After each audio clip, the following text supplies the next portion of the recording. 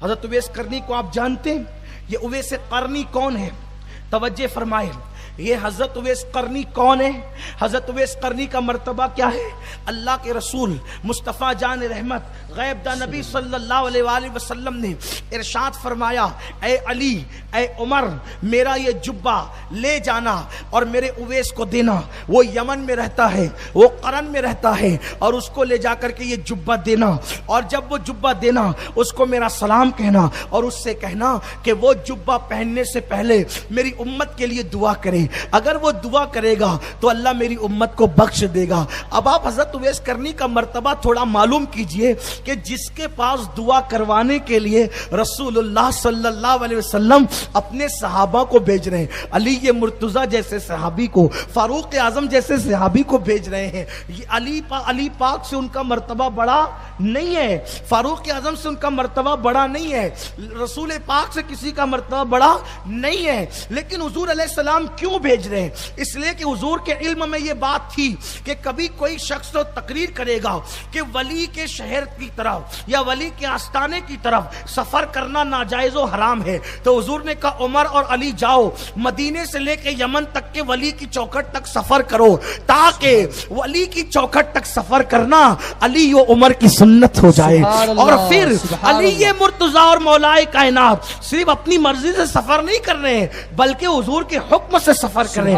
پتا چلا سفر کر کے ولی تک پہنچنا یہ مصطفیٰ جان رحمت کا حکم ہے، اور دعا کے لیے پہنچ رہے ہیں حضرت مولائے کائنات۔ اب مجھے تو یہاں پر ایک روشنی اور مل رہی ہے، سبحان، ایک روشنی اور مل رہی ہے۔ حضور اپنی نالین بھی بھیج سکتے تھے، سبحان، حضور اپنی نالین، سمجھ میں آئی بات؟ نالین بھی بھیج سکتے تھے، موئے مبارک بھی بھیج سکتے تھے، کوئی پھول بھی بھیج سکتے تھے۔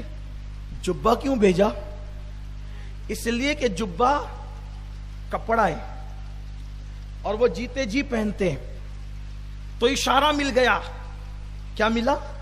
اشارہ کہ ولی زمین کے اوپر ہو تو اس کو پہننے کے لیے کپڑے لے جایا کرو، اور زمین کے اندر ہو، زمین کے اندر ہو تو اوپر چڑھانے کے لیے۔ سبحان اللہ، سبحان اللہ، حضور نے کپڑا ہی تو بھیجا نا، سبحان، حضور نے کپڑا بھیجا، جبہ بھیجا، اپنا بھیجا۔ یہ اشارہ، یہ لکھی ہوئی بات نہیں ہے، یہ اشارہ ملا ہے۔ ایک اشارہ ملتا ہے نا، روایتوں سے اشارے ملتے ہیں، اس کو سمجھنے والا بات ہوتی ہے۔ ممکن ہے کوئی اس سے اختلاف کرنا چاہے تو کر سکتا ہے، کوئی بات نہیں ہے، لیکن اشارہ ملا کہ حضور نے جبہ بھیجا۔ اب یہاں ایک اور بات، اور دعا کروائی کہ دعا کرنا۔ پتا چلا کہ ولی ہوتا ہی دعا کرنے کے لیے، اس کی دعاؤں سے بگڑی بنتی ہے۔ اور ہم اللہ والوں کے پاس جا کے کہتے کیا ہے؟ مزار کے اندر ہو تو کہتے ہیں حضرت دعا کر دیں، آپ اللہ کے مقبول بندے ہیں، آپ کی دعا سے میری بگڑی بن جائے گی۔ اور ان کو اللہ کا بندہ سمجھ کر ان سے یہ کہہ دے کہ آپ خود بھی دے دیں، تو وہ بھی دے سکتے ہیں۔ کیوں؟ کیونکہ جب ڈاکٹر دوا دے سکتا ہے، جب ڈاکٹر دوا دیتا ہے یہ ٹیبلٹ کھا لو، پھر آپ نے مجھے بھائی طبیعت کیسی ہے؟ کہاں وہ فلاں ڈاکٹر کے پاس سے دوا لی تو اچھا ہو گیا۔ اچھا کس نے کیا؟ ڈاکٹر نے، ہے اللہ نے کیا۔ ذریعہ کون بنا؟ ڈاکٹر۔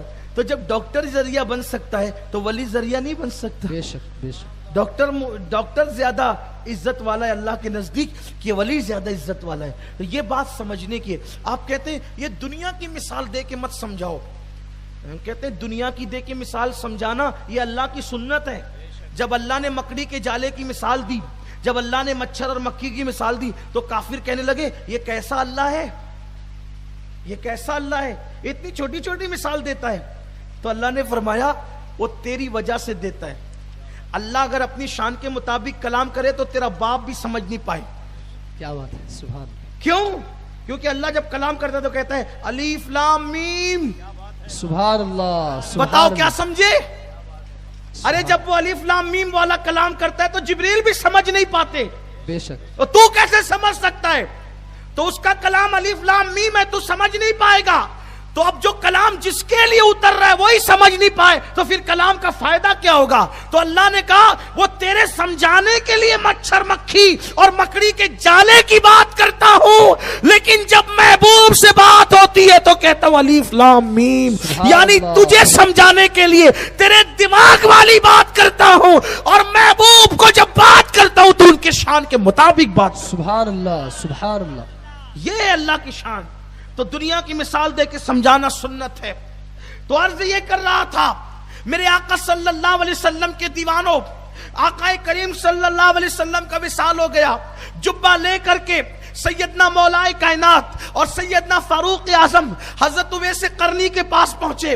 اپنے مرشد غوث پاک کی شان دل لگا کے سنو، ان کے دامن میں بند جاؤ، ان سے رشتہ مضبوط کر لو، اپنی اولاد کو ان سے منسوب کر دو۔ اللہ اکبر، کیا شان ہے میرے مرشد کی۔ حضرت اویس قرنی کے پاس مولا کائنات سیدنا فاروق اعظم دونوں پہنچے اور کہا اویس، اللہ کے رسول نے تجھے سلام کہا ہے اور یہ جبہ تجھے تحفے میں دیا ہے کہ تو پہن کر کہ امت کے لیے دعا کر۔ تو سیدنا اویس قرنی نے کہا اے امیر المومنین فاروق اعظم، حضور نے میرا نام لے کر سلام کہا، حضور کی زبان پہ میرا نام آیا۔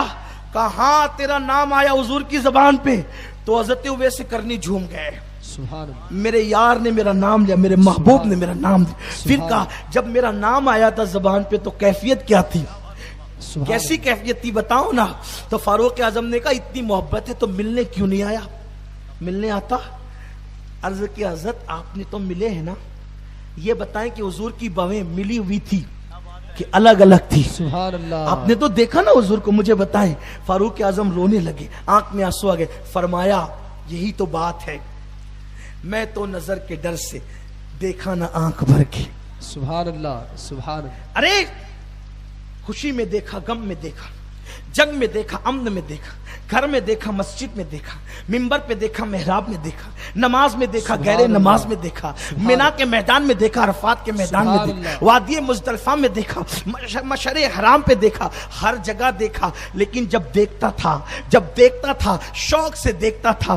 فاروق اعظم کے فرمان کا مفہوم اپنے ذوق کے مطابق عرض کروں، جب دیکھتا تھا ذوق کے مطابق، شوق کے مطابق نگاہیں اٹھتی تھی، باری تعالیٰ کی تجلیات کے ایسے پہرے لگے ہوتے تھے کہ ادب کی وجہ سے جھک جاتی تھی۔ اویس میں آج تجھے نہیں بتا سکتا کہ میرے محبوب کی بھویں ملی ہوئی تھی یا الگ الگ تھی۔ کہا حضور مجھ سے پوچھے میں بتا دوں گا، اس لیے کہ اللہ اس محبوب نے مجھے اپنا آپ دکھایا ہے۔ میں بتا سکتا ہوں کہ جب ان کو کوئی دور سے دیکھتا تھا تو بھویں الگ الگ نظر آتی تھی، اور جب قریب سے دیکھتا تھا تو دونوں ملی ہوئی نظر آتی تھی۔ ان کی زلفیں نہیں، رحمت کی گھٹا چھائی ہے، ان کے ابرو نہیں، دو قبلوں کی یکجائی ہے۔ سبحان اللہ، قریب سے دیکھنے پہ ملی بھی نظر آتی تھی۔ فاروق اعظم نے کہا مولا کائنات نے کہا یہ جبہ لو اور امت کے لیے دعا کرو۔ حضرت اویس قرنی نے جبہ رکھ دیا اور رکھنے کے بعد سر سجدے میں رکھا۔ اللہ تیرے محبوب کی امت کو انہی کے صدقے بخش دے، اللہ تیرے محبوب کی امت کو انہی کے صدقے بخش دے۔ حضور کافی ہے امت کی بخشش کے لیے، لیکن حضور نے ولیوں کی عظمت بتانے کے لیے ولیوں تک